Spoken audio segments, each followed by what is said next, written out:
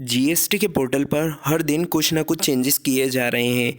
आज भी जीएसटी के पोर्टल पर ऐसा ही कुछ चालान में चेंजेस किए गए हैं। जब आप DRC-03 का चालान भरने को जाते हैं तो वहां पर दो नए ऑप्शन को इंसर्ट किया गया है। उन्हीं ऑप्शन के बारे में आज की इस वीडियो में हम डिटेल में बात करने वाले हैं, तो वीडियो में आखिरी तक बने रहिएगा। DRC-03 के चालान को पे करने के लिए आपको जीएसटी के पोर्टल पर सर्विसेज के टैब में यूज़र सर्विसेज के अंदर जाना होता है। यूज़र सर्विसेज के अंदर जाने के बाद माय एप्लीकेशन में आपको यहाँ पर जाना होता है। जैसे ही आप माय एप्लीकेशन में जाते हैं तो आपके सामने यहाँ पर कुछ इस तरह का टैब ओपन होता है, जिसमें आपको एप्लीकेशन टाइप के अंदर यहाँ पर आपको एप्लीकेशन टाइप के अंदर second option intimation of voluntary payment DRC-03 का ऑप्शन देखने को मिलता है। जैसे ही आप इसे सिलेक्ट करते हैं और न्यू एप्लीकेशन पर क्लिक करेंगे तो आपके सामने DRC-03 का चालान ओपन हो जाता है।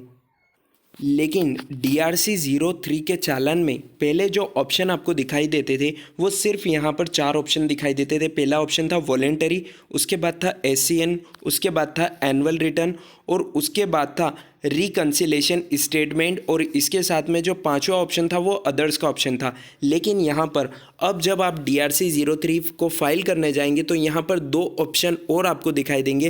पहला ऑप्शन दिखाई देगा liability mismatch through GSTR-1 to GSTR-3B और ITC मिसमैच थ्रू GSTR-2A या GSTR-2B टू GSTR-3B। तो सबसे पहला कन्फ्यूज़न तो यहीं क्रिएट होता है कि इन 2 ऑप्शन को जीएसटी के चालान के अंदर लाया क्यों गया। तो अभी जो 2 दिन पहले हमने आपके साथ नोटिफिकेशन नंबर 94 शेयर करी थी, उसमें जो एक रूल इंसर्ट किया गया है जो कि रूल 21 है, उसमें यहाँ पर क्लियरली लिखा हुआ है F नंबर और E नंबर के पॉइंट में कि यदि आपका आउटवर्ड सप्लाई GSTR-1 और GSTR-3B से मिसमैच पाई जाती है या फिर आपने जो ITC क्लेम करी है वो ITC रूल्स के हिसाब से क्लेम नहीं करी है, यानी कि सेक्शन 16 और सेक्शन 16 के अंदर जो रूल्स आते हैं रूल 36(4) को देखते हुए यदि आपने उस ITC को क्लेम नहीं करा है तो आपके रजिस्ट्रेशन को कैंसिल किया जा सकता है। लेकिन यहाँ पर आपके रजिस्ट्रेशन को कैंसिल नहीं होने देना है तो आपके लिए यहाँ पर एक ऑप्शन और प्रोवाइड किया गया है, यानी कि आपके GSTR-1 और GSTR-3B में अगर कोई मिसमैच पाया जाता है या फिर आपके ITC से रिलेटेड कोई मिसमैच पाया जाता है, जैसा कि आपने ज़्यादा ITC क्लेम कर ली है या अपनी आउटवर्ड सप्लाई को कम दिखाया है, तो उसे आप DRC-03 चालान के थ्रू पे कर सकते हैं।